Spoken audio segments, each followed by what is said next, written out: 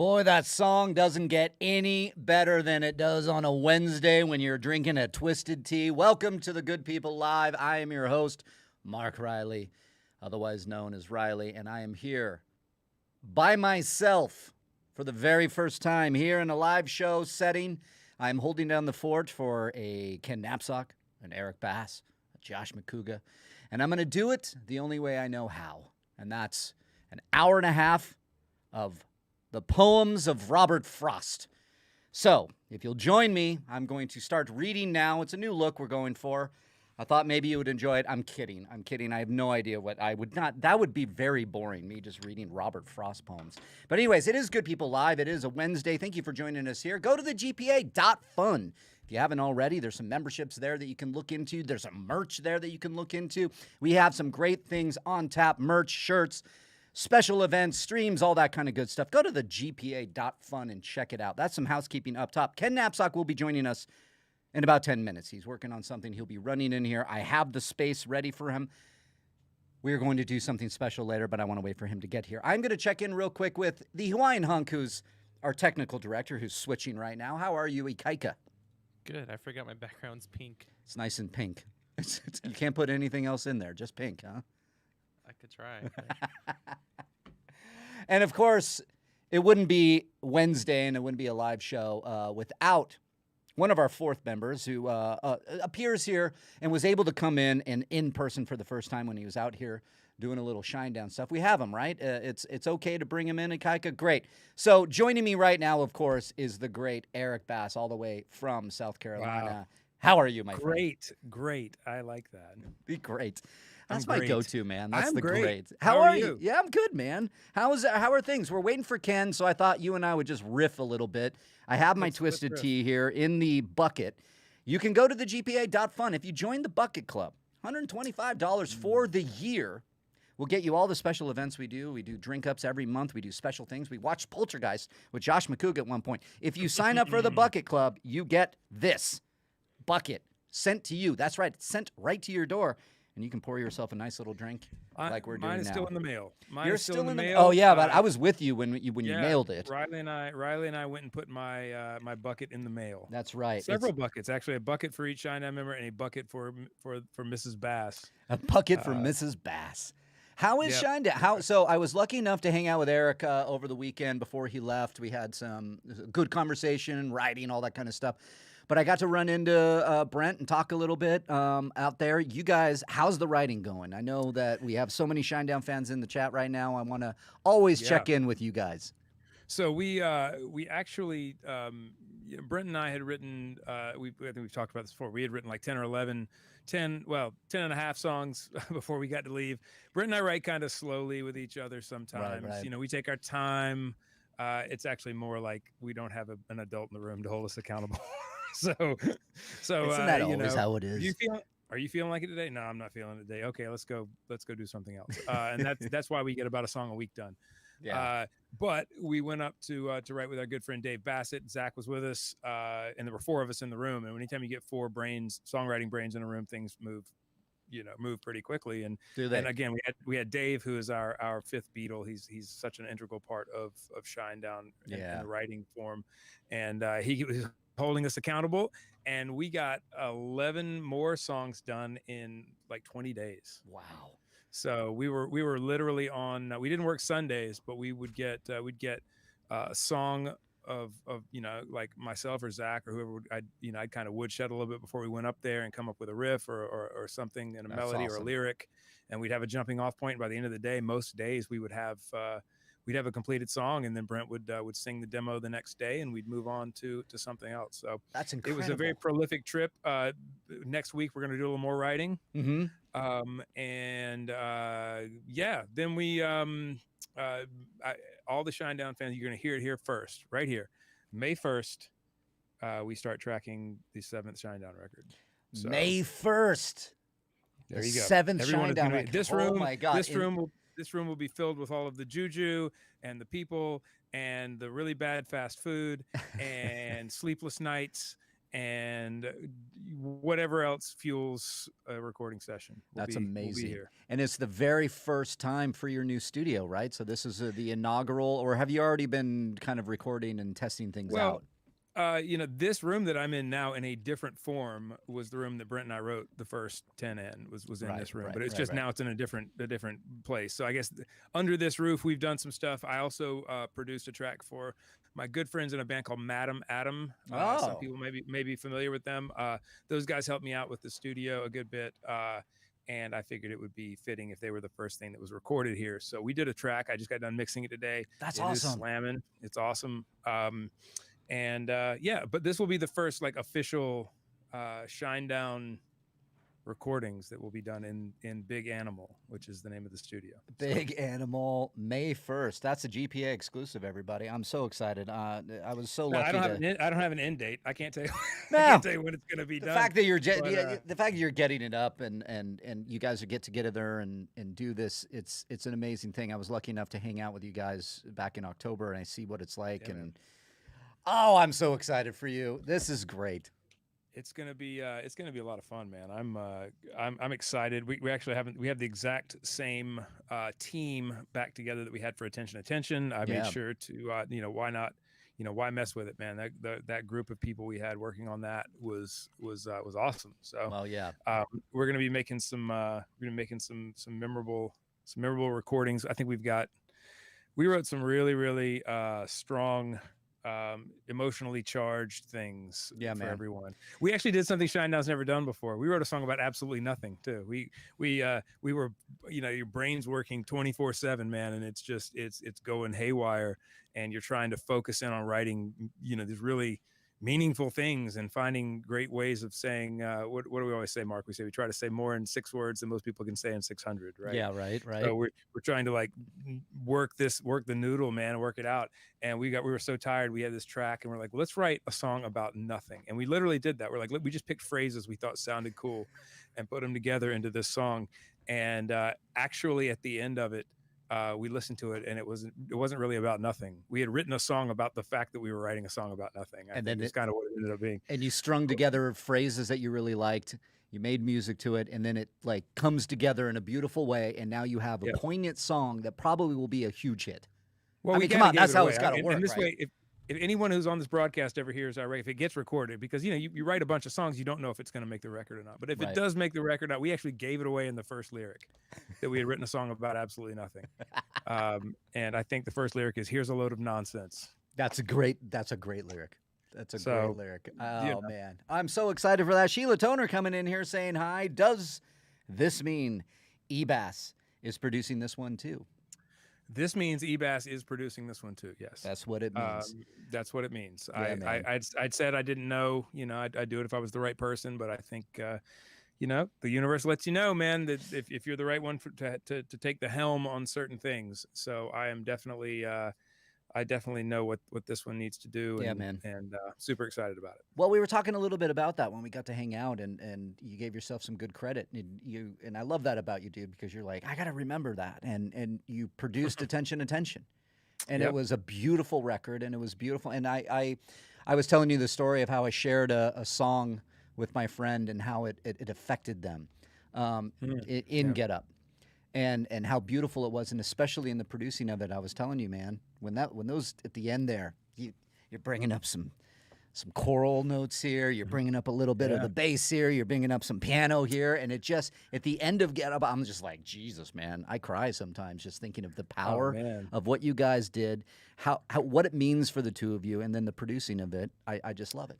I love it. Yeah, thank you, man. Yeah, I appreciate that. It's every song is a labor of love, man, and not just not just emotionally. Most people, I'm saying these things because as a band, we've been talking about this an awful lot. Like, people don't understand that writing aside, however long it takes to write a song, the actual recording and tracking and mixing and getting a song to a point where it is ready for the world to hear is about 50 man hours of time, Wow. Like if you break it down, because we're having to come up with budgets and stuff. So we actually talk about these things. And you think about that, like, that doesn't mean one person's working on it. Sometimes it does mean one person's working on it for 50 hours, but from to do it the right way and to get it out there, man, it is a real labor of like, you have to you have to really look forward to getting up in the morning and doing what you do. And I do. I love what I do, man. I love being able to get up in the morning and come out here and turn on all the gear and watch watch all the meters move on everything and the technical aspect of making a song I love. And I love the emotional side of it, writing and coming up with lyrics. And yeah, man. It's wonderful. It's a lot of fun, man. It is a lot of fun. And I appreciate the compliment. Of course, man. Well, you were so kind. I got to see a little bit about it. Not I got to be around it with you guys and just hearing about the making of it, and I geek out. I'm geeking out every once in a while. Like when I was hanging out with you guys on the week, like with you and Brent, I was like standing outside and we were talking, and I had a moment outside my body. I'm like, hey, this is cool, man. I just had a no, man. I appreciate that, man.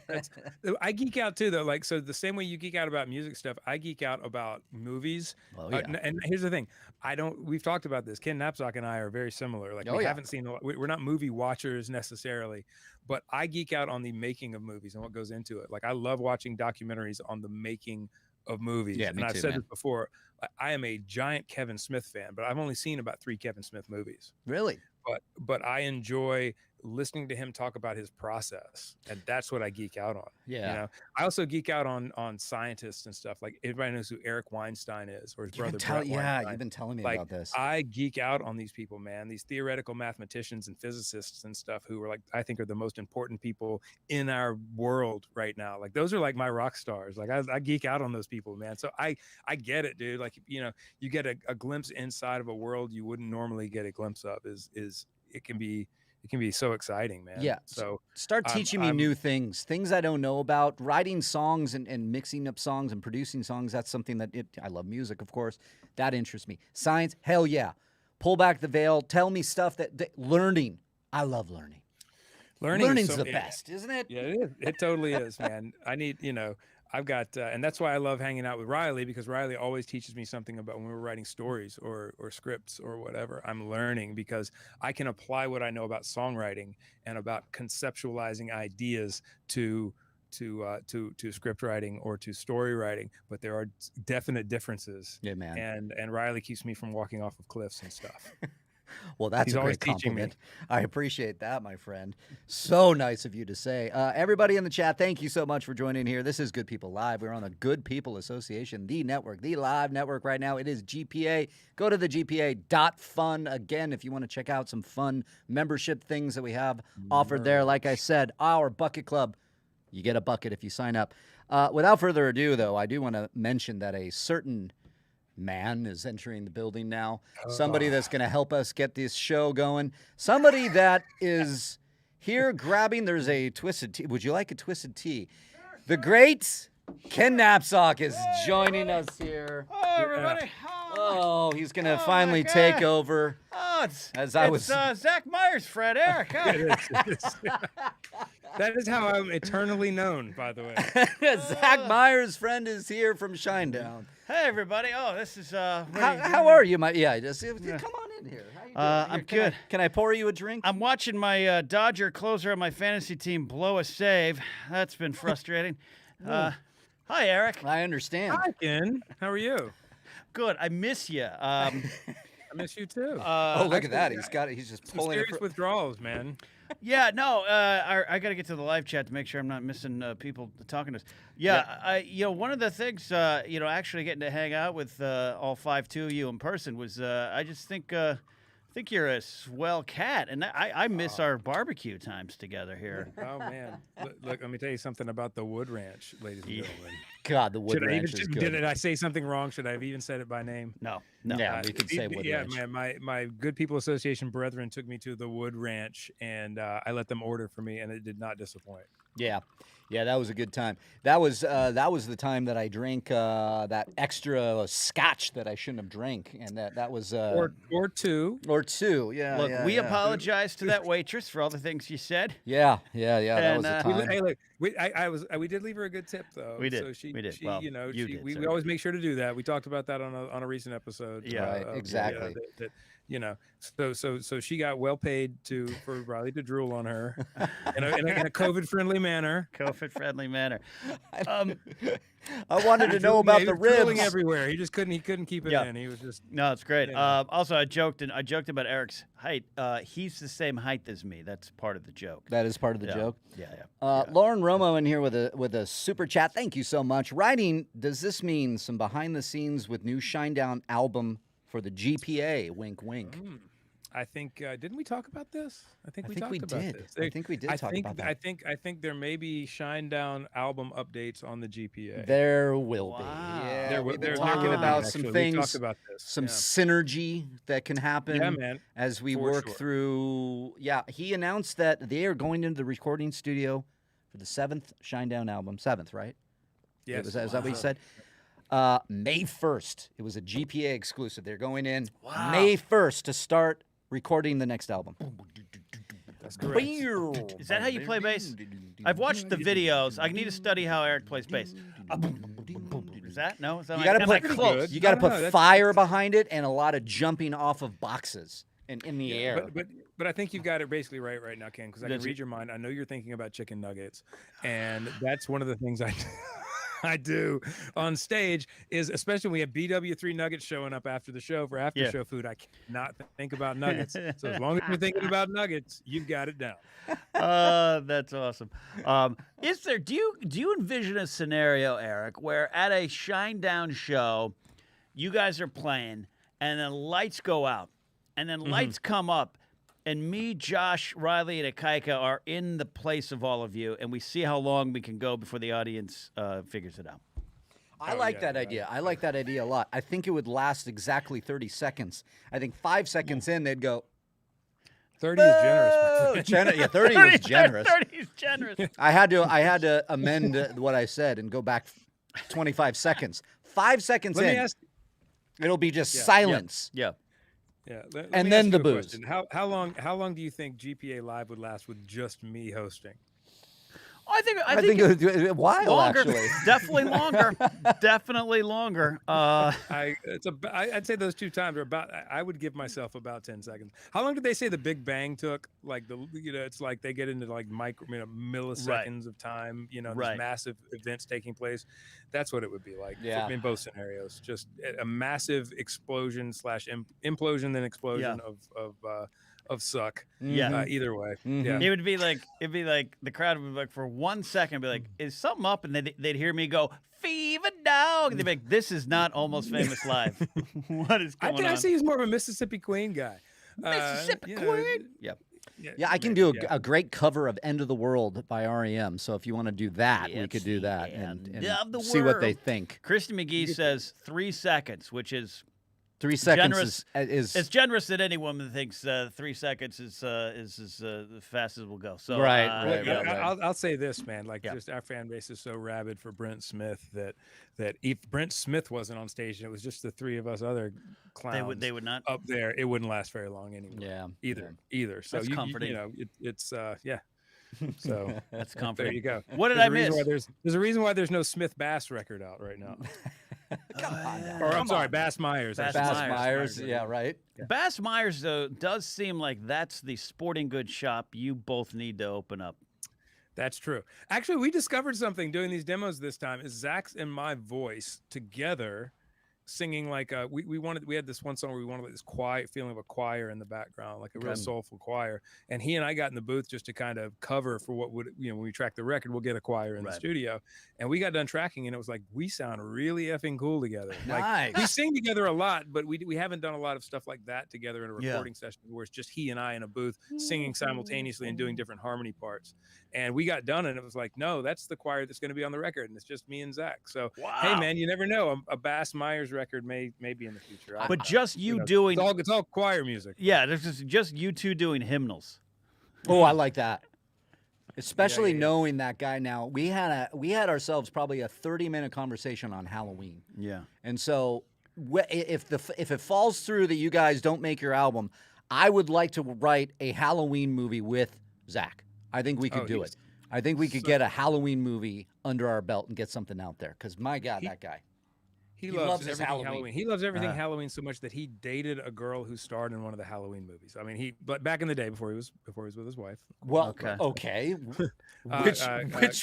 Which person are you? Jamie Lee Curtis. What's her Jamie name? Lee Curtis.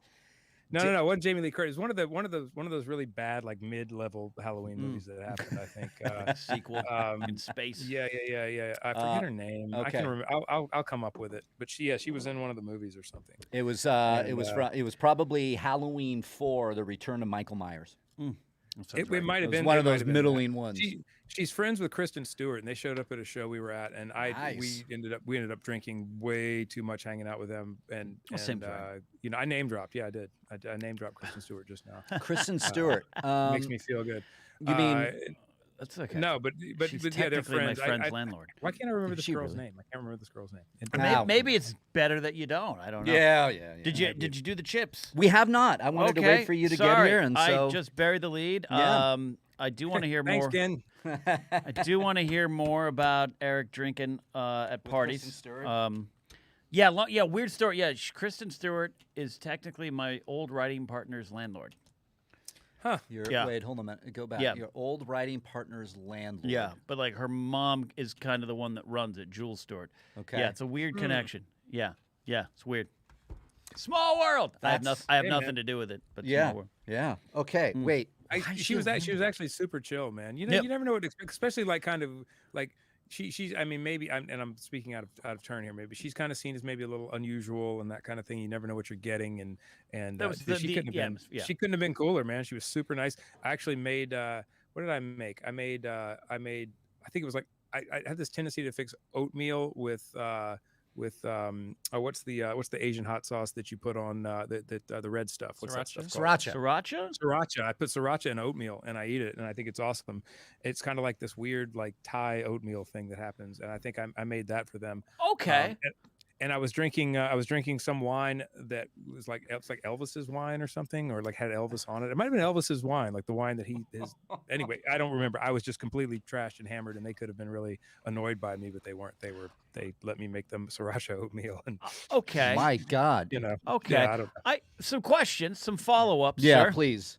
I understand weird food pairings. I understand you might like them. I'm not judging the food pairing. I might be interested in trying it. I like sriracha. I like oatmeal. Together at last? I don't know. My question for you is, sir, when did this happen? When did you dream this up?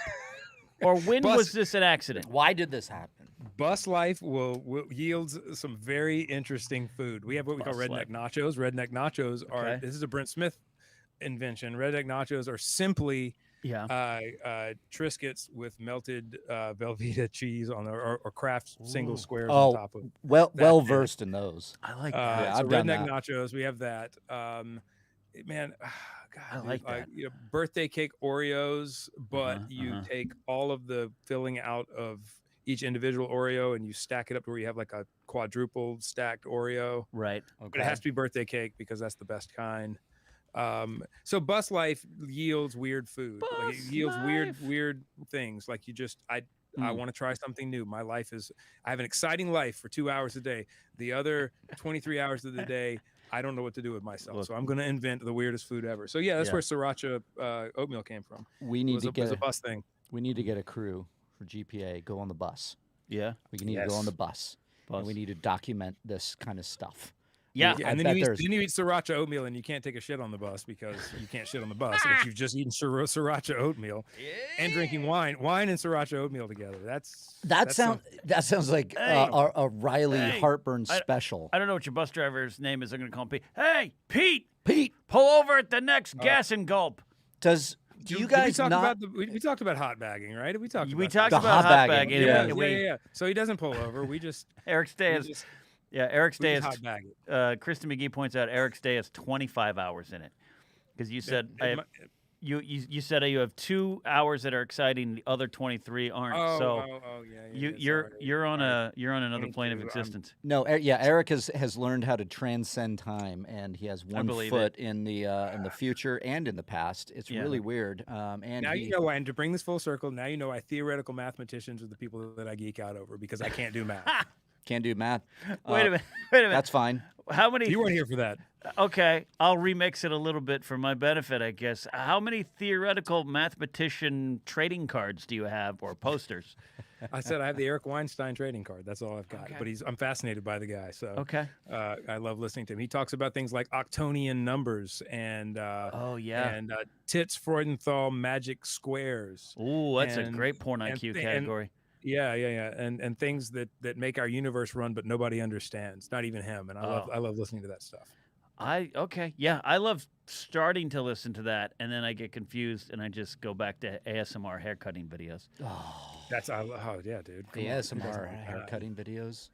Yeah, you don't watch any Eric. Do you? I'm falling asleep thinking about it. It's sort of. Wait, Sort of. you watch? Wait. Eric Bass of the Rock and Roll Combo Shinedown watches ASMR haircutting videos? Is this right? No? No, I'm Okay. trying to make you feel good, man. Come on, work with me. I'm fine with this. I watch Haircut Harry daily. Is that yeah? Haircut Harry. Haircut is, Harry. is good. Yeah, Yeah. he's great. He's great. Yeah. I don't I know like what the that sound of the scissors and the Yeah, talking. it's good. Go to Haircut it's, Harry. It's just like Yeah. How- You know what my how's your favorite day? thing is? My favorite thing. I'll tell you what my favorite thing is.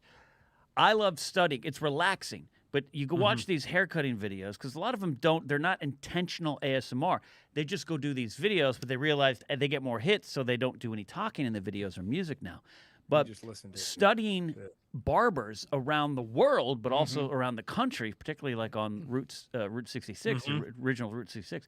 I love watching the different ways barbers put on that little white sheet to keep the hair down. yeah. Doesn't work, but Different styles across the country. I'm fascinated by that. I don't know if that's enough to get me a Eric Bass mathematician poster spot. Yeah. But I like that. Oh, yeah. Look, I think we need GPA trading cards. There are only Yeah. 4 cards, 5 cards with a kite. We have 5 cards. Yeah. five cards. We got a You collect them all. we can do a wee kaika Look, card. I Oh, do. yeah. I got Knapsock file ones. No one got those. They're on my own Patreon page. Yeah. Got Force Center trading cards. I need GPA trading cards. Yeah. Yeah. Stats I think on the so. back. We got to get you the whole collection, man. Do the collection. The whole do it. collection. Love the collection. All right. Do you want to do these here? Let's do these. these. Are we not expecting Josh? Josh is not coming in. Josh Macuga out for the night, picking up the parents. He said he was picking up the parents. Also, still dealing with the after effects. The after effects. Okay. All right. Well, take it away. You know a little bit more about this. Yes, I do. We did. This is the title of Poker Chips of Love. Is the Yeah, thing so tonight a big thanks goes out to Samantha Butler Davies, who reached out to me on Twitter. The great Graham Butler, our wonderful friend who passed away, and we raised some donations for the charity that we were promoting there.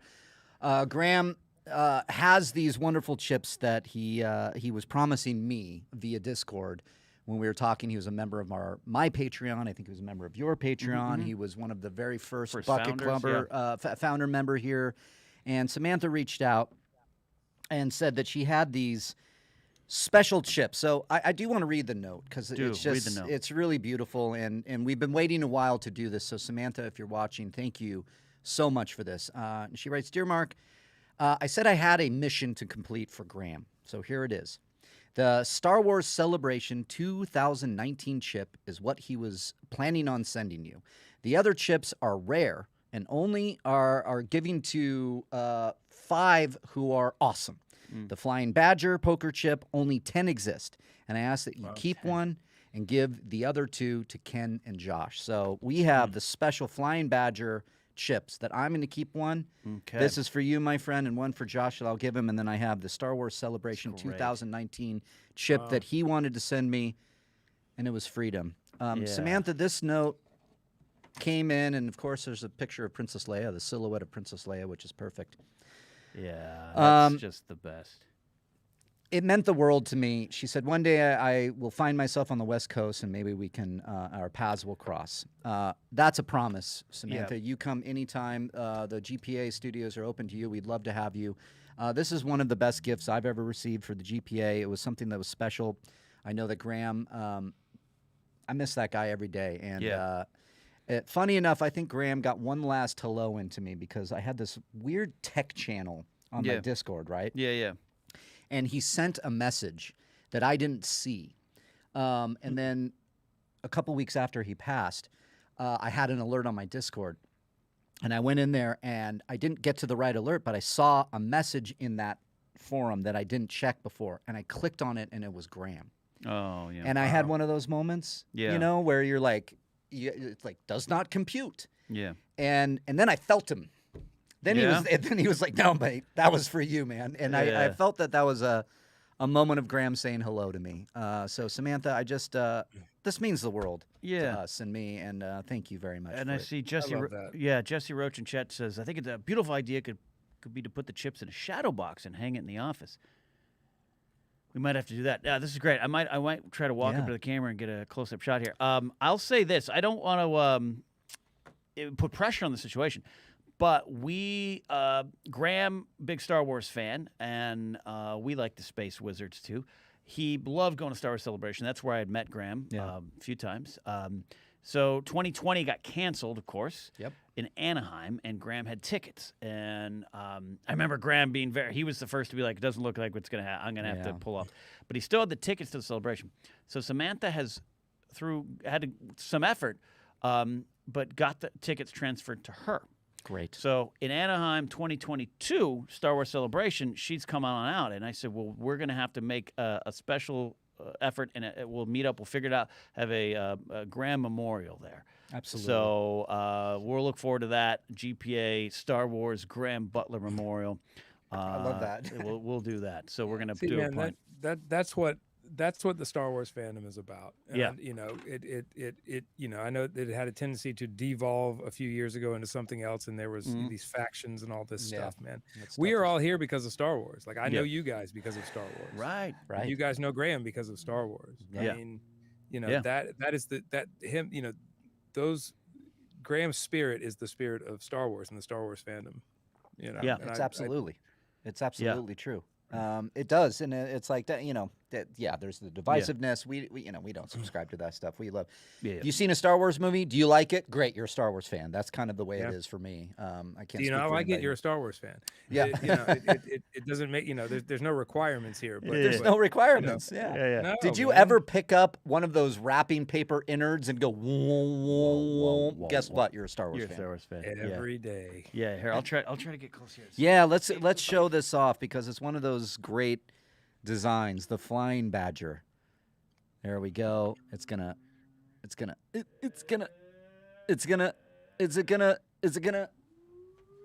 focus? There it is. There it is. Look at that. That's great. I love how I have to move away so it focuses. Like a lot of things in life, you just have to give it some time. You do have to give it some time. Oh, Graham, we miss you, buddy. We know you're out there watching us. And I'll say this too, man. It's a testament to you two guys and to Josh and the fact that you know, I identify with Graham in the fact that you know, I knew you guys as a fan first. And what you gentlemen do and what you bring to the table and what you've done for Star Wars is immense. You rekindled my interest in Star Wars, and I love that. And I'm sure you've done that for many, many other people. So I love hearing that, man. That's what did it, and it is Star Wars that brought us together. But really, it's Cal that brought us together. Come on now. Cal, I'm kidding. Star Wars really. Of course. Yeah. Right. I always have to give one to my boogs, you know, because that's you reaching out to me after Cal, and that opened the door for so many of us. So raising a glass maybe to. I know you don't have much in there, but oh man, is there a twisted tea in there? There's a twisted here. Waiter. Here. Is there? Here, I've been pouring. Do you have a new one? Yeah, there's a new one. I'm gonna need the new one. Get the new one. I'm gonna need it. Get the new one. We'll raise a glass for Graham. And Waiter, again to Samantha, thank you so much for sending this my way. In my poppycock. Waiter, there is too much pepper in my paprika. Go ahead. Get in the shot. Get in the shot. There you go.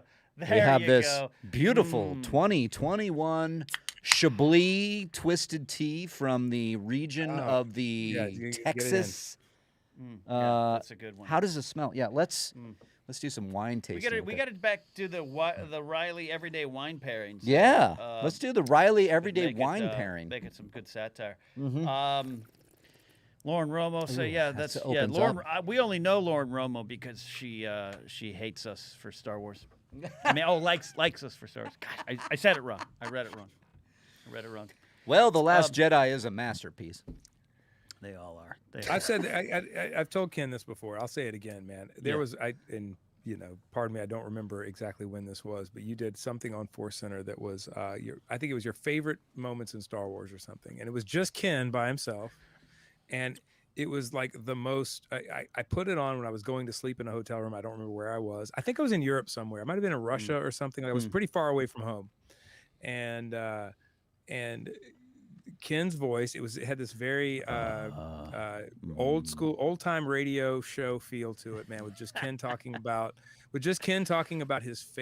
things that brought him to Star Wars, his favorite moments in Star Wars. Los Angeles, 1977. It was top 5 moments in Star Wars. It was a Star Wars, and it was rank. like it was amazing, man. It was like this blanket. I'm not kidding. It was like this warm blanket that wrapped around me. His voice, the subject matter. I'm far away from home. We do get like that sometimes as musicians, where we miss home. Yeah. And that honestly, I think that was the moment. Like I'd been a fan of yours for a long time through Collider and whatever. But that was the moment that I was like, this guy's a master of this. Oh, he knows exactly what he's doing. You hear that? And it felt Dude, I've been telling really you for good. years. It felt really good, man. First of all, and thank you. Yeah, of course. Second of all, I love that I was whispering in your ear while you were in bed. 1,000%. Lights were off. iPad was up, or maybe it was just phone. It was just my phone was up. It was a podcast. It was on there you go. It was probably Star Wars ranked. Big Ken pillow that you were holding, thinking it was him. Connection to Star Wars or anything that moves me in terms of fandom is it's always the themes and lessons that make you feel something. So it's a little moment, it's a big moment, and that's why I don't try to get too caught up in the plots and predictions and that kind of. That's not how I take it in. Other people do. So hopefully call him A and call him B for me. You connected with that, is what I'm saying. Yeah, totally, man. I got in there, man. I connected with it, and it's amazing how everyone in the Good People Association has a special talent and something they're great at, and we all kind of bring something different to the table, whatever that is. But Ken, it's your soothing voice. It's like a beaver pelt hat for my soul. I am a beaver pelt hat. Kristen McGee says the Why We Love Star Wars audiobook is my go-to when I'm too stressed. So soothing.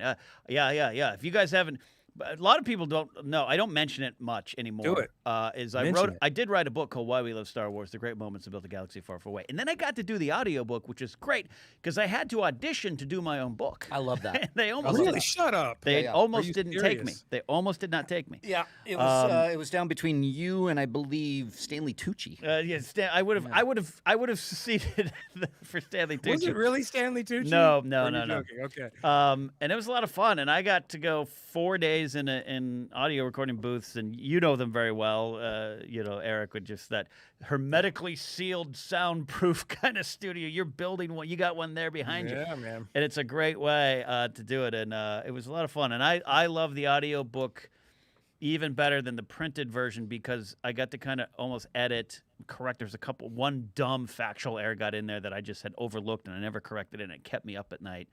I got the book. I got the book at home, and I opened it up, and it was the first essay, and I was like, "How did that get in there? Oh God, how did that get in there?" And we couldn't change it, but the audiobook I could. That's part of being a creator, man. Like every record I've ever done, every song I've ever written, has an imperfection or several imperfections that I have to live with. But that's part of what makes it unique and part of what makes it real. Yeah, it's not this perfect thing. Yeah. Did I ever tell you the very first script I got out to an agent, there was a typo on the freaking cover page? And you're done at that point. You're done at that point. I spelled the title of my own movie wrong. I'm sorry, man. That's funny.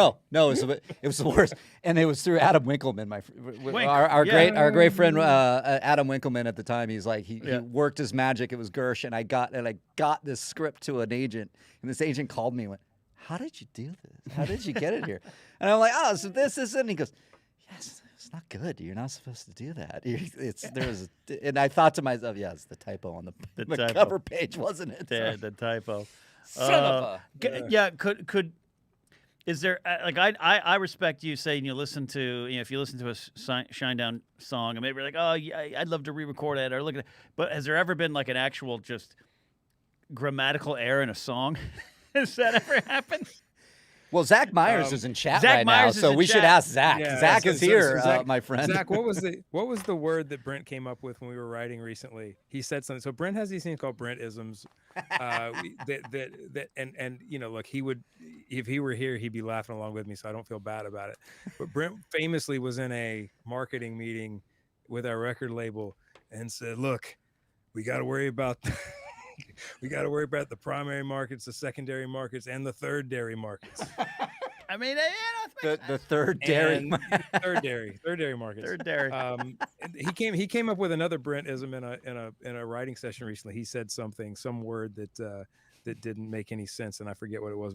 I'm pretty sure Zach wrote it down because we do keep track of these things. Yeah, that's amazing. But I can't think of. I put a purposeful grammatical error in my record because there was no I'm trying to think of what it is.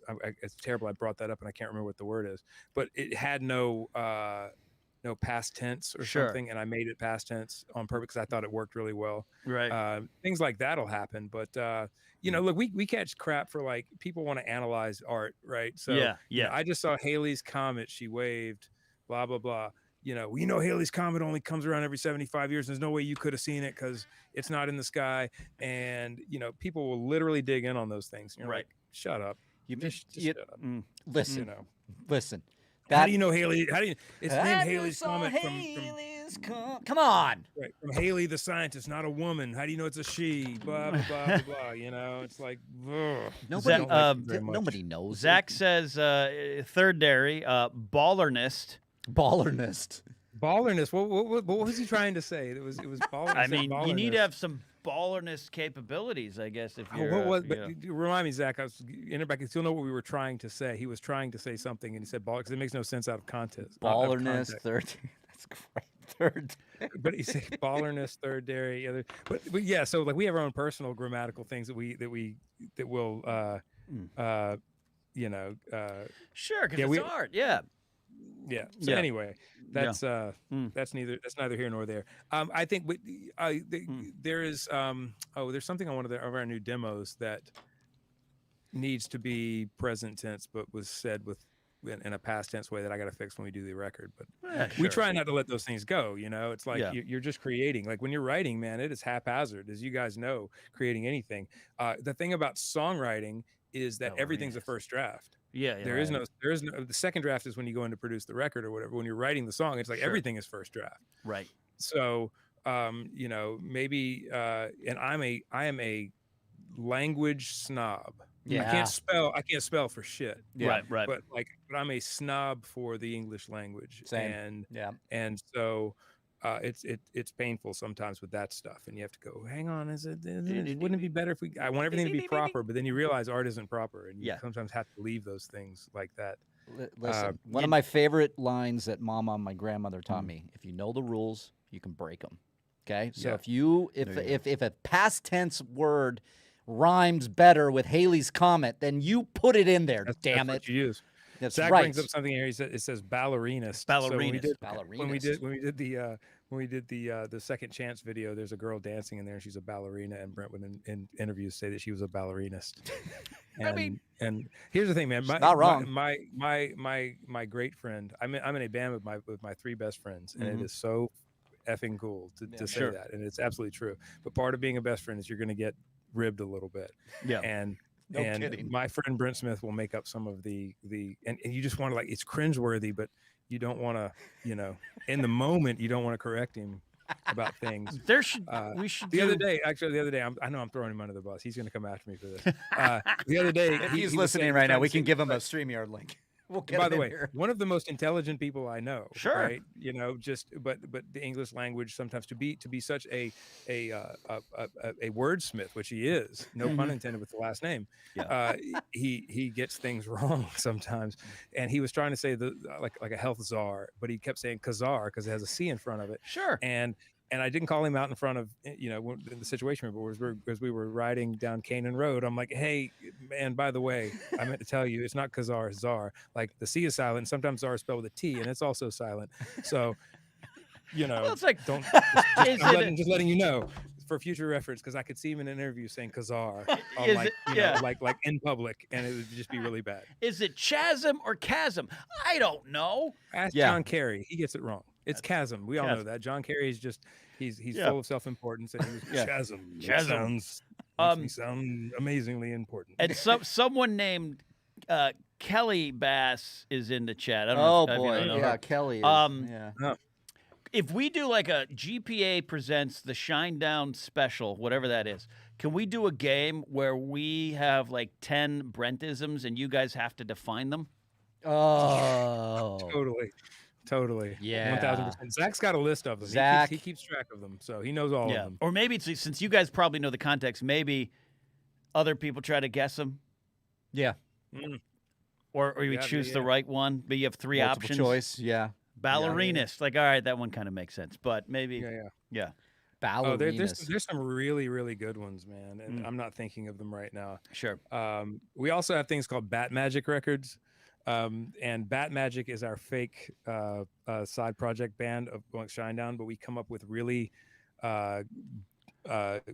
like somebody will say something in conversation that Sure. just strikes me as funny, and we'll take those two words, and it's like the new album from Bat Magic is whatever penis sneeze or something like that, so we have this list of Bat Magic records that is a mile long, but the thing in order to love create that. a Bat Magic record, it has to be in conversation. It can't be intended to be a Bat Magic record. Right. Like someone in conversation has to say these two words or this phrase in order, and we all kind of look at each other. It's like, oh shit, that's a Bat Magic It's a record. Bat Magic record. It's really good. See? So Bat Magic, that little bit of Shinedown trivia for you. It's exclusive on GPA. Exclusive. So we're getting Shinedown's all the fake exclusives. cover band that the four of them are in is called Bat Magic. See, and I feel that's what we could be Bat Magic. We could take Yeah. pictures of us. We couldn't I couldn't play a tambourine for crap, but it would be fun. Let's do it. I'll play. and I'll play also the before we Halloween move- theme on the keyboard because that's all I know how to play. Hey Zach, what was the girl that you dated who was in the Halloween movies? I couldn't remember her name earlier. Since you're in here, you can tell us, and I don't sound like an idiot. I love but, Zach just showed up and was like, "What? WTF? What? What are we talking about?" No. But shout out to Zach, because on Wednesdays they don't do it live. But they release the seemingly unknown podcast every Right. Wednesday with Zach and John, who is our head of security, and they dig in, and it's not as PG as here, I don't think. Oh, But, good. but Yeah, good. Give them a run, man. They're I good. love that. yeah. We try to, for business reasons. You want to branch. You want to, And but Paul too. Paulie, who's Paul is our like on the Dukes of Hazzard when Coy and Vance came in for that one season. the cousins. Oh, remember the Right, cousins? right. So That Paul was is like our weird. Coy and Vance. When Yeah. Kent couldn't go on tour because he was out working with Bruno Mars, Paulie came out and worked with him. Paul's part of our family as well. Oh. Great guy. So Paul's on the Seemingly Unknown podcast as well. I did not want to move on until I gave him a shout out. Give him credit. Got it. That's great. Eric, let me ask you this question. Chances are that Bigfoot's within 12 miles of your farm. That's correct. I'm so glad we're Good talking about chances? this. I've been talking chances. 80%? 60? 42? The lady next door might be Bigfoot. I'm not sure yet. Bigfoot bought a home? it's probably a pretty good chance, man. I'm in a pretty rural area, Okay. lots of swamp, lots of Yeah. lots of Bigfoot territory here, lots of big trees and stuff. Yeah. Okay. I just finished watching the second season of Expedition Bigfoot. And How'd it go? It's good. I enjoy it. They're never going to find Bigfoot. They never do. Yeah. They never do. Well, never Grace do. and I got a little argument because I love the show, but I study it, and whether or not I believe Bigfoot exists or not, I want to believe. I just need proof. The show, they taped it months ago, so I was like, honey, if they found Bigfoot, I think they'd announce it. We would have. Yeah, we would have heard. Totally. We would have heard the news. I'll tell you, have you ever? So I'll give you a book to read here, Ken Knapsock, that by a late gentleman. Okay. He's now deceased, unfortunately. His name is Lloyd Pye, Dr. Lloyd Pye. Lloyd Are Pye. you familiar with Lloyd Pye? Okay. No, I'm not. He wrote a book called Everything You Know Is Wrong. Oh. And it's about human evolution and, Okay. and what we're doing here. Some of it's a little far-fetched, but he has the whole book only has 3 chapters, and there's one Okay. complete chapter on Bigfoot. and on hominids. And Oh yeah. Okay. he has a lot of did a lot of research, a lot of specific data, a lot of news articles from the early 1800s, late 1700s, talking about these creatures and how they've been found and seen, and the one that's actually living in that lived in a village with the villagers in Russia, as sort of part of their village, like became like a Wookiee, if you will. Like what? Had a job? Like was the sandwich maker?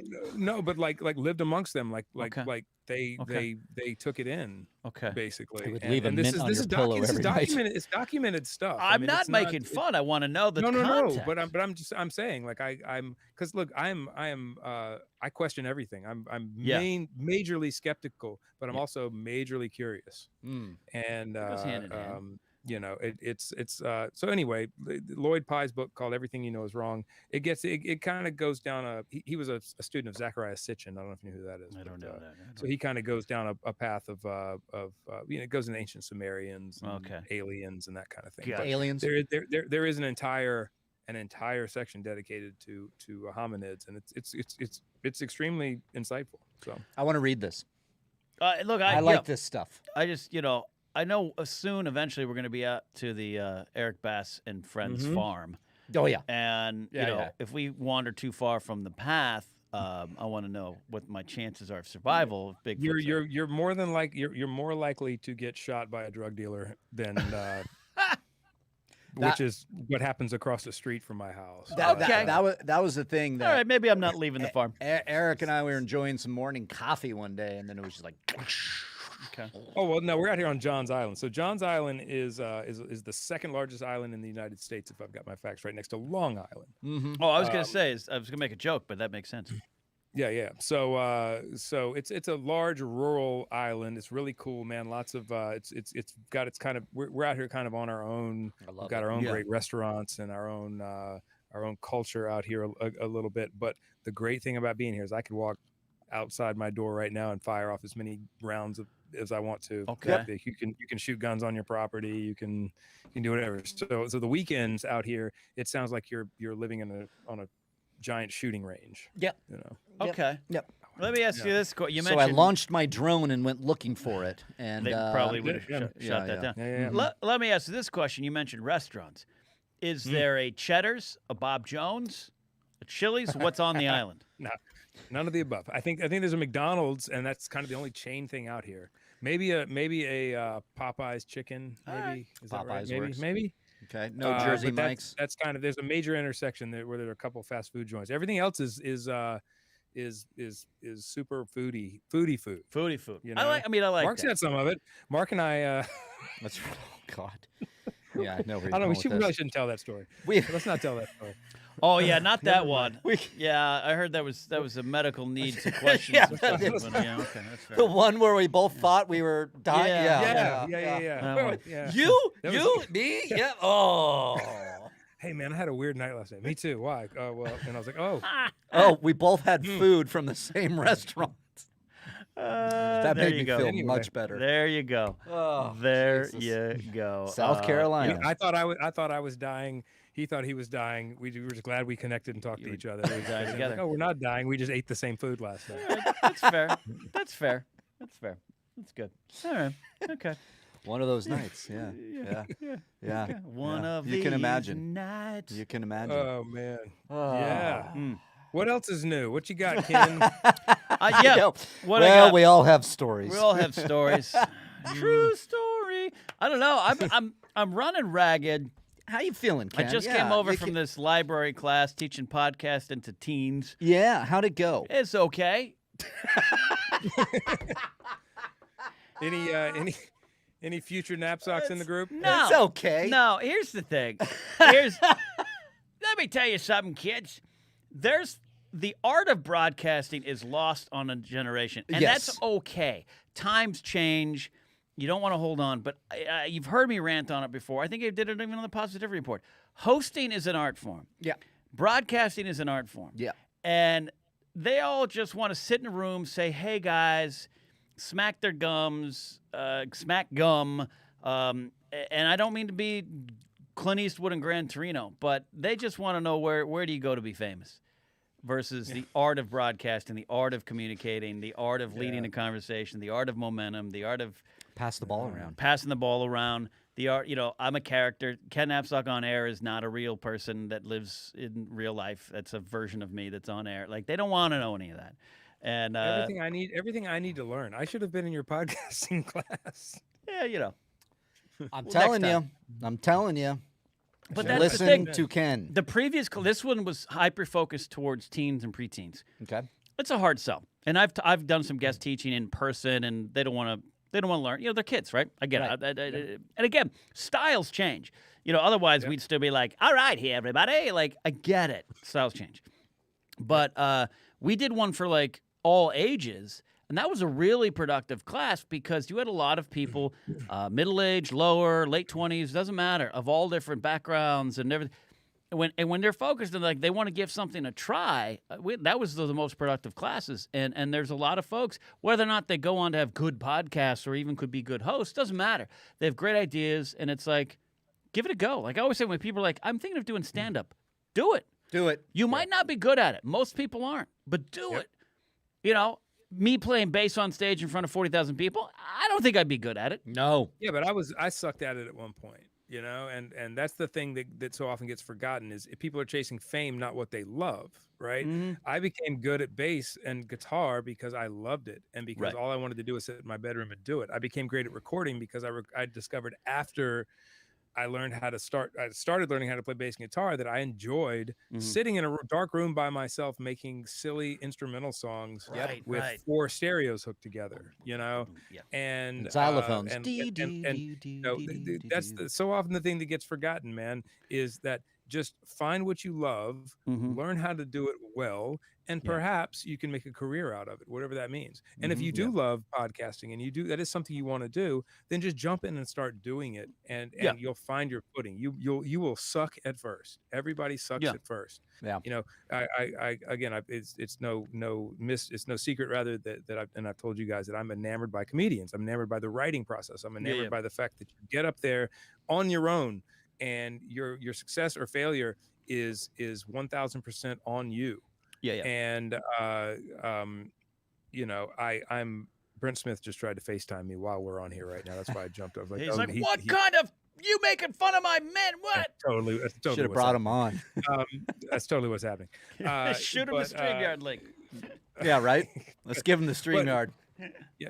Forget about trying to be famous. Do what you love. Yeah. Fame will follow if you find a lane that you're really good at. Fame is a hollow thing, man. It's a hollow thing. I could be completely unknown. I'm seemingly unknown. Like that's why Zach called we have the Seemingly Unknown podcast is this podcast. Right. Seemingly unknown. I don't have to have fame. I'm doing what I love to do. Yeah. And that's what matters. And fame, it can be an asset.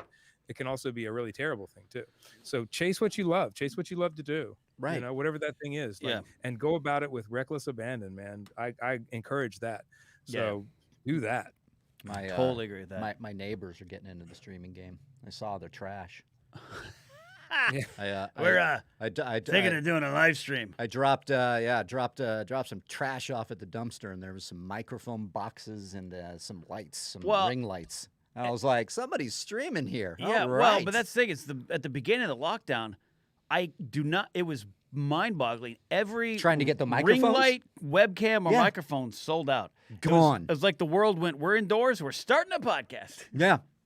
Yeah. Jesus, man. Which is great. No, I agree with that. No, I love that stuff. I love, studying things, and you said the comedy, and, it's good stuff. I started my radio career. I was 18. I worked at a micropower radio station. Then I got a job at the actual rock station in town. And I got air checked. I finally found some of them. I got air checks of 19-year-old Ken on air. Wow. God, I got to hear that. It ain't good. Well, it's not great. It's going to be better than. But I learned, and I had a great opportunity that I kind of blew, and I can go to other kind of philosophies of just like complacency and just kind of not working extra hard when you're younger at things.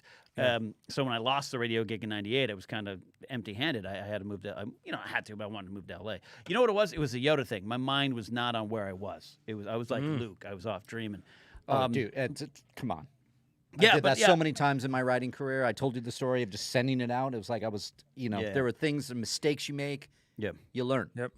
And this is, Riley and I had breakfast the other morning. I was telling him this, and I've learned this in my writing career. And I started it again, learning things. I'm fascinated by knowledge. I'm fascinated by learning. That I've really come on as a lyricist in the past 2-3 years. Right. Yeah, I did my own record, which I will release. It's going to be heard by the world. I can't wait. But I wrote everything myself. And then I realized just through that process, getting into writing the new Shinedown material, I unlocked something, right? I learned something. I freed up a part of my brain that wasn't there before. I hit a stride, and it's amazing. So being in the studio with you guys, and let me preface this: I have been fortunate enough to get a master class being in the room with people who I consider great songwriters, the Brent Smiths of the world, the David Bassetts of the world, and the Scott Stevens of the world, people like this that who I've gotten a chance to work with and who are magnificent at what they do. And I get to Blair Daly as another one, people that I've gotten to watch work. Because I was always the music and melody guy, right? I wasn't really the lyric guy. I could write the top line melodies and I could come up with the tracks and the music. And I was watching from afar with the lyrics, and I really started to just vomit lyrics in a really good way. And it seems like but when I was in studio with you guys, I realized, I'm out of my depth, right? In hosting a show, I don't know what I'm doing. No. I'm being very serious. Okay. My brain is going, okay, when I first come on like this, the first couple of times I did, I'm like, be witty, say something funny. Like your inner monologue is really crazy, and you have a tendency to talk over people or try to be funny when you're not, and all these things. And it wasn't until I got in the studio with you guys in the past couple of weeks when I was able to be there that I found myself watching what you guys were doing more, just from a timing standpoint. And Brent Smith is trying to FaceTime me again right now. Do it. Bring it up. No. I mean, text him. You're going to take it on air if he tries again. Yeah. You should do that. But anyway, so I'm learning about the timing of, I found myself that last positivity report I didn't knock it out of the park. But I noticed like I had a couple of moments where, and I told Riley this, where like I dropped something right in there at the right time.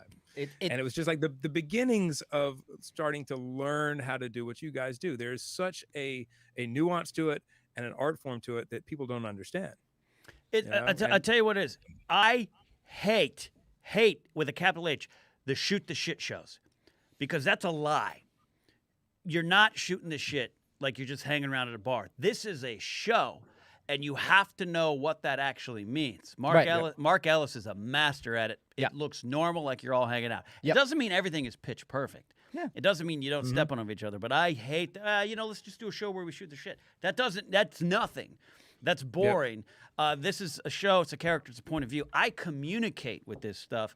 And so I don't know why I'm angry. Why am I angry? Yeah. I'm not angry. No, I think that Kent kind of set me straight on that. Ken set me straight on that initially. I was talking about doing a show out here, GPA East, right? And I'm still trying to work out what that would look like, or GPA Mobile when I'm on tour. And I said that. I said, we just shoot the shit and blah, blah, blah, blah, blah. Because I've heard, you hear, look, people like Joe Rogan, if you listen to Rogan, make it seem like, he's just shooting the shit, but he's got talent for this thing. Yeah. Right. He's got it. He's guiding the conversation. So he makes it sound like I'm just shooting the shit. So everybody goes, I can just shoot the shit too. And I said that. I said, we're just gonna shoot the shit. And Ken goes, you don't just shoot the shit. You don't. Just the same thing you just did. Yeah, you don't. It's there's a thing to it. And Kristen McGee says, "Old man yells at clouds."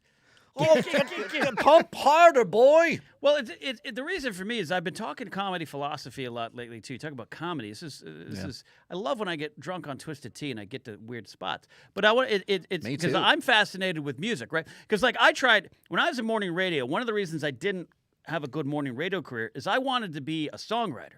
So I have like 6 binders of the worst sets of song lyrics you'll ever see. 1 or 2 stanzas are okay. I bet there's some gold in there. 1 or 2 stanzas will tell you I'm okay.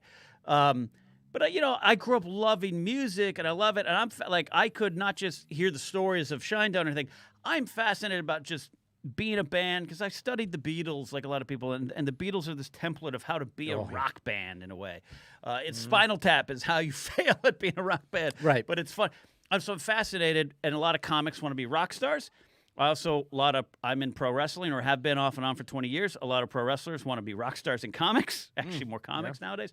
Really? I'm fascinated by it. But the comedy, all of this is how I communicate. And I'm sure it's similar to you, Eric, where I've been around you now you're this very artist, quiet, maybe when you're making sriracha oatmeal for actors, you're probably a little wilder, but we're serious, a little quieter, be fun, we're good folks. But I wasn't a class clown. I don't enjoy class clown stuff too much because my only way to communicate with the world was through comedy. And so it's not just about entertaining people. I'm communicating with you because that's the only way I know how. And it's the only way I can. And so songwriting, it's almost like you're communicating with the world. And I wish I was a guy who managed a grocery store who could talk better and entertain people better. But off air, Grace will tell you, the first 2 months Grace knew me, she thought I was an asshole. She's like, who is this guy? Everyone at Collider said this guy's great, and he's a dud. And I started to tell jokes, and that's how I communicated with her. Yeah, you're so right, man. Like, I can walk out on stage and feel totally at home and be what I think is larger than life. I hope it comes off that way because that's kind of the point. Like, I can be myself. I can release some of my inside. I wish I were that guy who walked into a room and lit it up, right? I just had this personality and I could just function on a high level in a social situation. I'm not. You can find me in the corner with some finger sandwiches. I'll be there with you. Do you want to take the shrimp and just cocktail it up? Let's do it. If it's a party, I don't know anybody, I'm there with you. If it's my party, I'll be. I long to be that. I had to come to the realization and come to the hard truth that I'm never going to be that guy. As much as I want to be the life of the party and I want to be that person who has just this easy personality, I'm not that guy. Yeah. So I get to speak and I get to say things that I can't say. Through music and being on stage and even on stage it's hard sometimes to get outside of that and try to be dynamic on a day you're not feeling dynamic, but that's why it's show business. No one would ever know that. I mean, maybe on a rare occasion, maybe I'm having a really bad night and people are like, hey, you seem like you were a little understated tonight or something. But that's why it's show business. It doesn't matter how I feel. You're putting on a show. You're doing your job. And I feel so fortunate to have that outlet, especially songwriting. We're talking about songwriting, being able to express myself and with my brothers and say things that you can be absurd. You can be absurd. You can be ridiculous. You can say things that are bold. That you would never walk into a room and say. Right. And it's extremely therapeutic. Brent has a way of saying, he's like, songwriting is cheaper than therapy, and that's why we do it. Stand up was for me too. Writing. You got a Streamlab? Writing. Sorry. No, but I'm going to get there as well. But writing, if I can get a good session in, if I can just lock in and do some writing, it makes me feel like $1 million. Yeah, Brian Ward in chat says, and Brian Ward is the one who's done all the graphics here. A lot of you know him from Schmuck. He says, I feel this is I feel this dumb Photoshops is how I communicate with the world. It's the best way to live. It's not the best way. I look, Brian. I'm with you. I think it is the good way. And Brian does such a great job. And I've been around Brian Ward. That's one of the quietest dudes you'll ever meet. Yeah, he's just the quietest, sweetest soul. And that's his form of communicating. I think we all have a way of communicating with the world. We absolutely do. Yeah, there's something really fortuitous in being an artist, any kind of artist, comedian, graphic artist, musician, writer. You are afforded the ability to really show who you are. If you're shy about it or you don't feel comfortable showing who you are, you can show yourself to the world through something else. And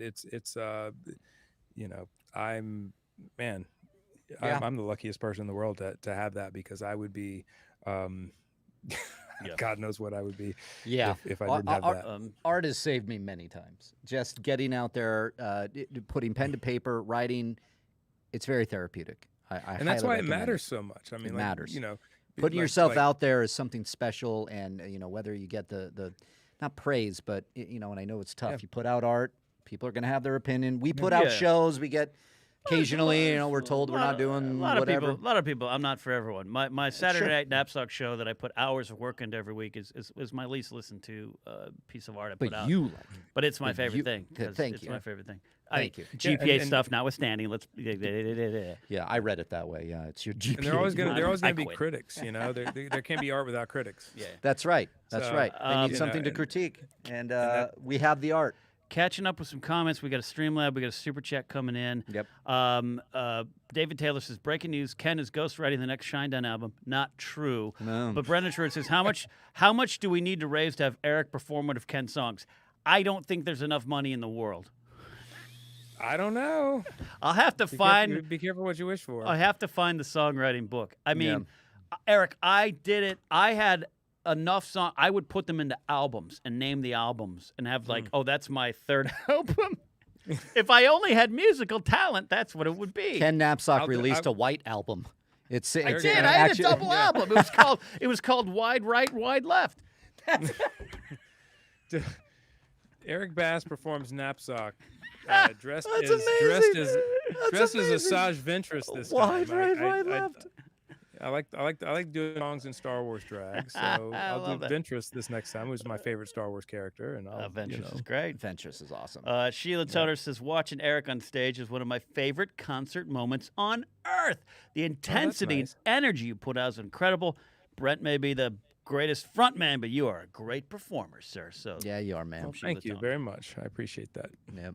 Thank you, We're catching up on some on super chats as well. Mary Ritchie earlier in the show. Congrats on the nomination, Eric. What's the nomination, Eric? Oh, thanks. We were nominated for Rock Artist of the Year for the iHeartRadio Awards. Oh, man. Yeah. Oh, that's Okay. pretty big, man. Okay. Yeah, man. That's So amazing. we're- Who are the we're up- other poor saps nominated along with you? Because there's only one band that's getting that. Come on, you don't need to say. I'm just kidding. I don't know. I haven't looked. Uh, I'm sure all of them are extremely deserving for sure. Yeah. For sure. Sheila Toner, thank you again for the super chat. There's a vineyard in Arizona with a habanero red wine. Ooh. I've heard of this, Sheila. I've heard of this wine, and I'm Pairs very great curious. with sriracha oatmeal. Yeah, I'm sure that's a nice pairing. You talk about Riley's everyday wine pairings. It's Wow. like habanero red wine goes well with oatmeal. Do you have some sriracha? Because you need to pour the hell out of that on there. Habanero wine, sriracha oatmeal. It's called the O-Ring Special. Yeah. Get it now. Oh, good Lord, that might be something, Michael, right? I have a weird aversion to anything like when people put chilies in chocolate or something. Yeah, like I don't like I don't the hot things and things that shouldn't have hot things in them, like Yep. wine or Giggity. or Yep. or desserts or anything like that. Oh, yeah. Yeah. Yeah. With you. I'm with you. Michael Kautzer says, my therapist is paid $150 an hour. Here was $5. So there you go. That's great. Thank and then you. you have a Streamlabs. Yeah, no, I have a Streamlab and one last super chat here. King Sport Cal. right? Kingsport Cal out there in Kingsport, Kingsport, Cal. Tennessee, Tri-Cities, friend. East Tennessee. My favorite Cheddar's is in Johnson City, Tennessee. There you go. And he says, Ken, you my boy, my favorite comedian. Even if you don't call yourself one anymore, you've brought me so many laughs over the past 9 years. Oh, hi, Mark. Thank you, King. Oh, hi, Mark. I call myself a comic again. I got back You to it. are. You're on Well, stage. I'm not doing it all the time, and this past year's been a little different. But Ellis worked on me slowly but surely from 2014 on. Yeah. Didn't pressure me. I never conquered stand up. I He never was got good. it. I He never was got good at it getting you out there. right. Yeah, I never got it right. So I'm finding a way to get it right, and it's been a lot of fun working with Ellis on that. Yeah, it's amazing to see you three doing shows is one of my favorite things. I'm like you said, Eric, when I joined these guys, I was in awe. I was sitting here watching Ken be amazing on the mic, Macuga and Ellis being comedians, like just magnificent on the mic. I told you this when we were at breakfast. When I joined the Schmoes Know crew, I would drive home and have anxiety attacks. Like I said, the dumbest thing in the world. I was like, I was the writer that was in the room. I'm like, Facty McFactors. I need drafts before I say something. I need rough drafts before I say anything. And that was something new for me on how to be on the mic. It took time. Life I think doesn't I've gotten have better. drafts. Life doesn't have drafts. No, Yeah, I mean, it doesn't. The It thing about doesn't. any job, man, this goes for anybody out there who's in any sort of profession that maybe they think they're out of their depth, but they're in the room. Mm-hmm. You know, you're in the room for a reason. You get in the room because you've done something in your field or whatever it is that is above the norm or spectacular or special or whatever that is. Yeah.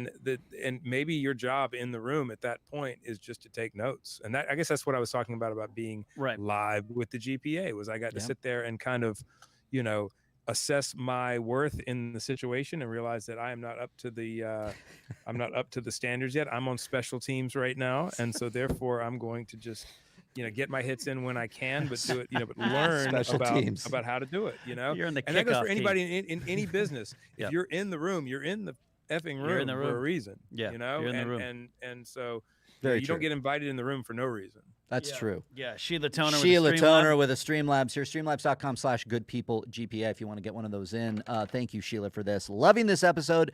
Missed the GPA while I was camping, Sheila writes, even though it gave me time to finally start reading Ken's book, Take My Money, says the hashtag. Take my money. I love that, Sheila. Thank you so much, Sheila. For that. And we've got a couple great charity nominations. Anka Van Doorn gave us some great autism ones. And what we do when we don't have a charity up that we're focusing on, you know, we don't get the money the donations that come in, and the money that comes in does not come to us right away. We get billed out monthly, so we take that, we make donations, or we make them weekly from stuff we've had before. So we don't have one we're focusing on right now because we've been so busy. The 4 or 5 of us, including Macuga, have not had a chance to sit and meet over the next charities that we're focusing on. But trust me, we have those in mind, and we've been. You know, I'm really happy with the community here coming around our goals of these donations helping to go towards charities. We helped a lot with the stuff going on in Texas, the Stop Asian Hate stuff was going on, also just the one with Graham, which was going to Fairy Bricks UK. It's so important to what we do here at GPA because it was important to all of us. But I remember Eric coming and going, you know, Shinedown, this is what we do. It's part of our mantra is using our position to help. So we thank you for all these Streamlabs and donations coming in too. That's always what the part of these go to. Yeah, they mean the world to us, everybody. So thank you. To reiterate what Ken said, it does portions go to the charities and really helps us here. So thank you. I love that. And Sheila, thank you so much for this wonderful Streamlabs here. Yeah. I love it. Favorite city in Tennessee, Eric, is it Memphis for Zach, or is it Nashville, or is it Gatlinburg? I'm going to go I got to go too. I got to go Memphis and Knoxville because that's where my 2 boys are from. Brent and Brent's from Knoxville. Oh, Brent's from Knoxville.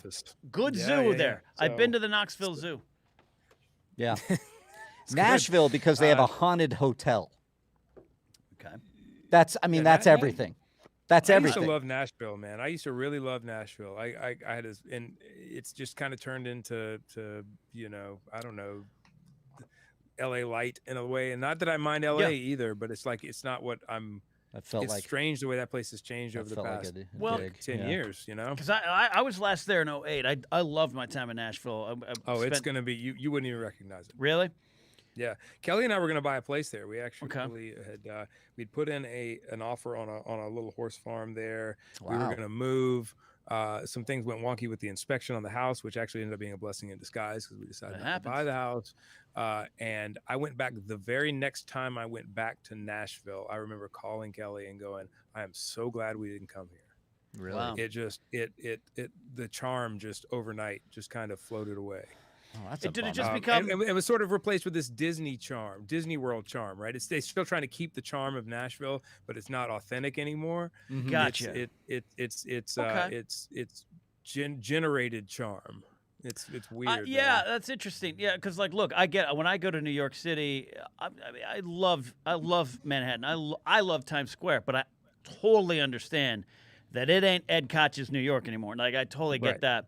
So that's it. 1,000%. I haven't been there, like I said, since 2008, but I loved my time there so much. I know Ellis is looking to go back there for comedy, and I told him I will get myself there because I love it. But it's not. By the way, it's not a bad place to be. This is just my personal opinion. No, that makes perfect sense. But that starts to happen because I do it because Nashville started getting some play. Austin started getting some play, and I'm not judging any of those cities, but it starts to become this popular thing, and people are like, I'm out of here. I'm going to Austin, and that changes the landscape. Charleston's on that list right now too, man. There are a lot of people migrating here, especially from up north, especially with the pandemic and everything. A lot of New Yorkers have come here. A lot of people from Connecticut have come here. Mm-hmm.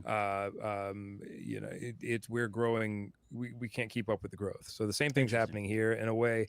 I think that you don't meet a lot of people ask all the time, "Are you from here?" Like we go to a restaurant. Yeah, I was born and raised here. They're astonished that they met a local. You know, it's like, oh, you know, it is rare. We're two California boys. Right? Yeah. Two California. By the boys. way, I have to say It's not something. normal. The people in my life who I know who are born and raised California are Erin Masuda, who's our PA on tour. She's a fantastic quality human being who is going to make an appearance on the GPA at some point because she's the most bubbly personality and she's so nice. Great. Native Californian, born and raised in Santa Monica. Right on. You know, just all of my people in my life who are born and raised Californians are quality people. Every single one of them. Thank you. Thank you. Know? You know, we're not all bad. Absolutely. Yeah. No. I don't mean, but that's what I'm saying. It's you know, there's something that goes to California. There's a little bit of I'm noticing. You talk about change. You know, I grew up in Orange County, and it really has changed over the years that I've been driving. I was just there for Easter, driving through my old neighborhood, and looks different. There are different things that are happening. There's certain things that I just don't agree with when we're out there in Orange County, and I'm just looking, going, oh, okay, all right. Yeah. Yeah, you know, California gets a bad rap. New York City gets a bad rap.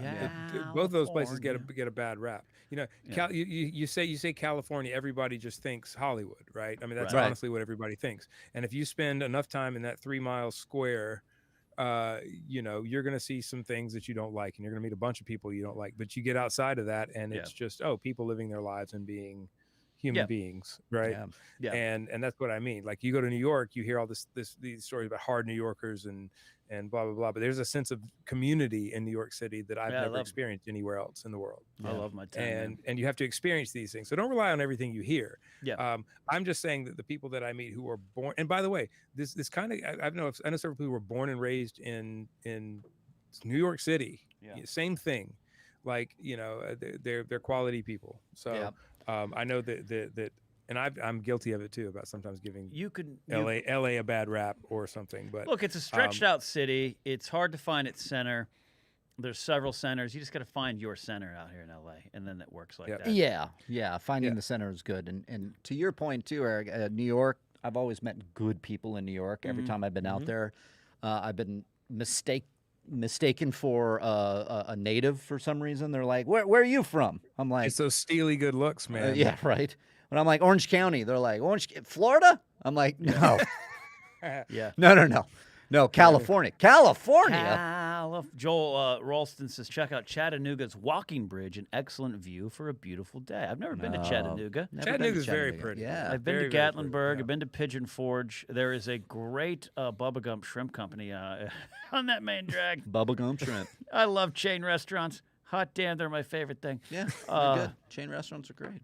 I was going to go to Dollywood. We were going to Dollywood, and it started raining, and they didn't close it, but we decided, let's just go into there was the aquarium there, and we went into that. And I was like, we'll be back next year, and then we broke up, and then I never went back. You never went back to Dollywood. Well, it happens.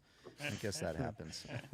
Man, you made it out okay. I'm doing all right. Like I told Josh last night. Josh and I were texting, and I was telling him how awesome Amanda is, and I said, you landed the plane well. Josh landed the plane well, which is weird because his plane had one wing and 2 engines out. And I'm just happy he landed. Happy he landed. Couple more minutes left in the show because Ken had a lot of twisted tea. Yeah. And he needs to go to the facilities. Let's do it. But I don't want to. You guys started the show. Is there anything you wanted to get to here, Mark Riley? No, there was nothing on the agenda. nothing. We're just teeing it up. We were just. I want to say, I'll tell Ikaika how much I enjoyed our date the other day. You guys were cute. Ikaika and I had a bonding man date. Yeah, it was awesome. I love this. Ikaika, where did Eric take you for the date? Yeah, I picked a place that was way too loud because UCLA was playing at the time. So we went across the street and got sushi. Where did you go? The Woodman on Ventura. Is that what it was? Oh, the Woodman we bar? went to the Woodman, right? Yeah. And that didn't work out off Woodman. Oh, yeah. Oh, that's it's good. sort of a tilted kilt type of situation. Yeah. Yes. That's great. Yes. And then we walked across the street to this. We were the only people eating in this sushi restaurant, and the people could not have been more lovely and nice. Do you remember what that place was called, Ikaika? I don't remember what it's called. It was. I don't remember. I'll look it up. All right. Well. Yeah. You had a good date. That's good. Yeah, we had a good mandate. I was just bringing that up. We actually went to the driving range first. Nice. Yeah. This would have been a great reality show moment. Yeah, I think It was. It Yeah. was. Yeah. Okay. Highway no Johnny. one filmed. Highway Johnny knows what's the Mark's story is, plan yeah. was Yeah, just yeah. to shoot the shit. I was just shooting the shit with her. You shoot the It was shit. called Umagami Japanese Kitchen. Oh my There you god! go. Oh, yeah, kinda- I Umagami kinda- Japanese That's kitchen. delicious. It was excellent. And like I said, I love going into restaurants where you feel like they're happy to see you and they want you there, and that's how this place felt. So anyone who's down there, it was on Mm-hmm. Ventura, right? Yes. Yeah, go to But Unagami. that's that Cheddar's in Johnson City, Tennessee. I ate there like 6 times. You know, Yeah. every time you walk in, like, are you back for the rice and beans? I am. It was so good that I got takeout the next day for me and Heather. Did you Oh, really? That's always Perfect. good. Oh, okay. Good. Now we're That's talking. good. Now I'm getting hungry. Yeah. I didn't really have lunch today. I like that. Didn't have lunch. Bad. You didn't thing. have lunch. Didn't I have didn't. lunch. You know, I tried to have Jersey Mike's delivered again Yeah. with me and Akaika. Yeah. Didn't happen really. Didn't happen. What went Failure. wrong? They 2 sandwiches, a bag of chips, and a Diet Pepsi delivered. I got 1 sandwich and 1 Diet Pepsi. Wasn't right. Did you And they give and they- them the what for? I did give them the what for. DoorDash is probably one of the worst companies. They blamed everybody else. It was like, hey, the guy gave me the wrong delivery. And they said, you got to call the delivery guy. So I called the delivery guy. He goes, no, that's what they gave me. You got to call Jersey Mike. So I called Jersey Mike. So they're like, no, you got to call DoorDash. Nobody cares. That's called a circle of nope. See, this Circle is of what I nope. ate for lunch today. This is what I Yeah. always eat for lunch. I don't even bother Planters. anymore. Peanut. Just Oh, yeah. peanuts. Just eat peanuts, a man. They rock fill and you up. roll It's life. good. If you have a nut allergy, find something else. There you go. Yep. Stacey M. Brooks says, awesome show tonight, guys. Thanks for the stories and laughs. Thank got you, it. Thank you, Stacey Stacey. M. Thank you. Brooks. Love What do it. you think the middle name is? Marie, Michelle. Michelle, Marta. Margaret, Martha. Martha. Martha. Merriweather. Mary Lou. Mary Lou. Maid. We're offering you a new segment on the GPA. Guess my Guess my the middle name. middle name. Guess the middle name. Marjorie. Yes, sir. Can I announce something? What? Kaika Shively's going to announce What are something you here. announcing? Only if it's with a pink background. Yeah, you Alright. got to have the pink background. Bring though. yourself up on the old Oh. TV board. Yeah. Just I have- replace me. Nobody wants to look at me. Just I want to Oh, look at you. please. Well, I have a different background. Hey! Oh, I see what you're doing. Next yeah. Monday at Yeah. noon on Twitch. Which? Yeah. Pause, play, repeat. Look at that. Look New at show. that. Luke New and I will be show. hosting a new nostalgia pop culture show. There Very you go. nice. Pause, play, repeat. Here on twitch.tv/goodpeoplegpa. Yeah. Kaika, tell them what the show's going to be about here. So pause, play, repeat. It's gonna be in three different segments. Pause is gonna be about like what did we watch last week, what did we play the last week. Nice. Video games, movies, TV, whatever it is.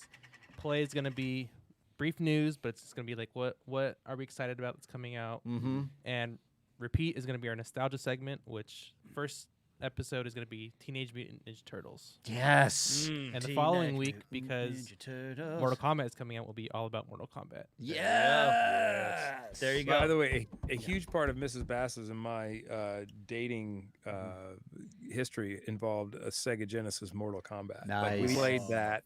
Friendship.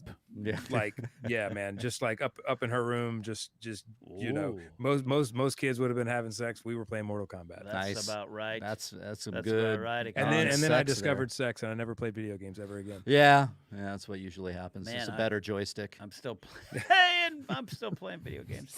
Yes, Kaika. There's also gonna be segment on toys and collectibles. Oh. And Funkos. It's gonna be called What's Poppin'. Hey. What's poppin'? Hey, top of the morning Yeah. to Get that ya. back. Just for Josh. Wait, Kaika, can I bring you back up on the camera there? Is that a tie-dye shirt? You spill some high C.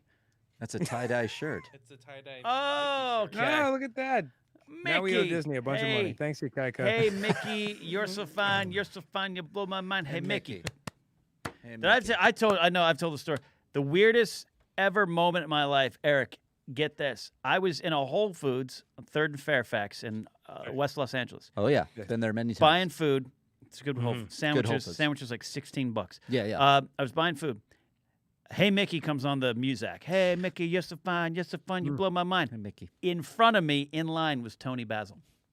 That's Come right. on. I remember you told me this. This is amazing. Shut up. And That's I amazing. kind of Is she reacting at all? yeah. To this? So I do this. I'm like if the camera's Tony Basil, I go.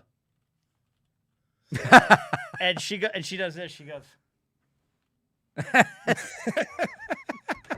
And it was the best thing. It was That's the a best great moment. story, man. Yeah. I love And we that. just silently listened to the song. Oh God, that's amazing. I don't have very many good grocery. That's a great grocery store story. It's a great grocery store. Yeah. I was in I guess is it a Whole Foods? It's right. Again at the bottom of Canaan Road, right there at the PCH. There's a grocery I store. think right there there. is. I think it might be Whole Yeah. Foods. Yeah, yeah. I was in that yeah. Whole Foods and I saw Johnny Lydon arguing or bitching. He was buying yogurt, and he was bitching and arguing with the yogurt though. Like, I can't believe this is, and he's by himself. He's not talking to anybody in particular. I can't believe this is fucking bland. Putting it back, and this is So Johnny Rotten. fuck is this? Blah, putting it back. Yeah. So that's the only good grocery. store Johnny, story. that's a good story.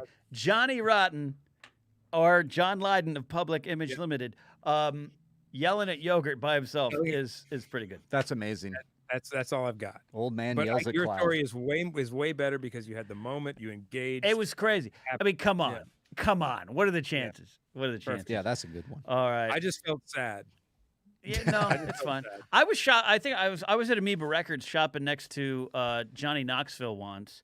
I looked over and I'm like, oh God, I'm gonna be pranked. Something's going on. Right. But he was just buying records. And the one time I was at Amoeba Records,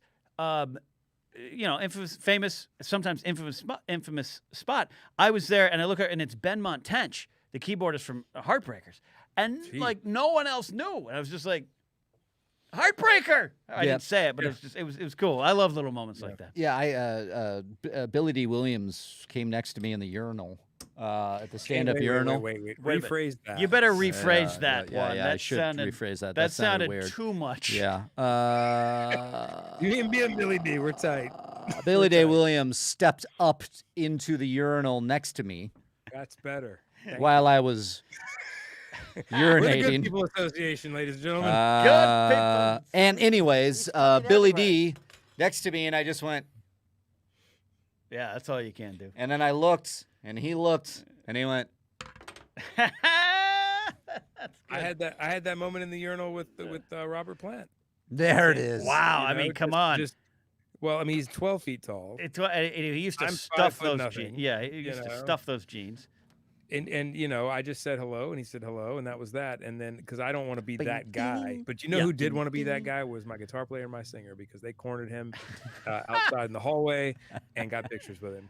Well, look, as long as you would. Yeah, no, look, I was Orlando. I'm not Robert Plant. I'm a F level, F minus level YouTube Star Wars commentator. Yeah. But I was Orlando Celebration 2017. I had some convention pizza.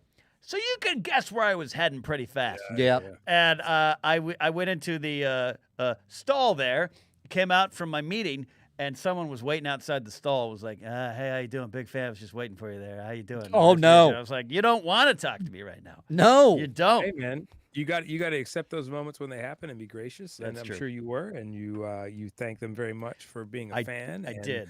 And I would shake your hand, but I just had my hand on my penis. Well, So, among other things. On that note, On that note, I think it's time to go. We've had a fun show, a serious Evolving, show. a it's reflective evolving. evolving show. We've got a lot of things. Thank you for your super chats, your Streamlabs, donations. Large portions of proceeds do go to charities. That is from our heart. It's something and more great stuff coming, more being interactive and some cool things. Once we can also get out in the street and do things with charities. Oh, yeah. It's all gonna be those kind of amazing. things. A lot of fun. So don't forget, Monday, 12 noon Pacific, Ikaika Shively's going to present his new show, Pause, Play, Repeat, Yep. on twitch.tv/goodpeoplegpa. Make sure you're subbed and following our Twitch channel there. Don't forget the merch. Eric's got that sexy beanie on. It's on upside down because I'm edgy and cool. Ooh, you a rock star. Oh, I got look the at that. Good People shirt. I got the hat. You got the hat. Ikaika's got the underwear. Yep. That's not available for the public yet. It's only a Oh. sheet of. Ikaika's underwear is available, though. Yeah, well, Akaika just took a Sharpie and wrote on his white chonies, "Good people ass," and just put it on. Yep. Yep. He's like, guys, spec merch. Available next week. So there you go. Tomorrow, Good Good People Association presents the Positivity Report. Sinead DeFries in studio. Nice. More stuff going on there. Friday, Claire Lim. Claire, back on the Positivity Report. I believe Mark Ellis will be in studio. Josh Brady, Friday night. Are you ready for this one? Yes, Are you ready for this I'm one? ready. What's happening? John and Deb Macuga in studio. The reason Josh isn't here tonight, other than he may be dying, is he picked up his parents from the local Burbank airport, the Bob Hope International. Well, it's not international, Bob Hope Airport. And they're going to be in studio for a special Macuga Family Josh Brady edition. That's Friday night. It's going to be great. Live here from the studio. That. I Love cannot wait for that. Can't It's wait. going to be fun. That's going to be amazing. And more things coming. We got some good ideas, some stuff cooking behind the scenes. This is our empire of fun.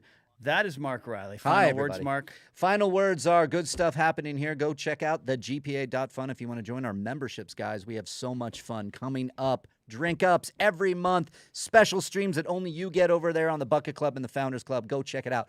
The GPA.fun. And more coming with that. Kaika Shively pressing the buttons over there. Beep boop.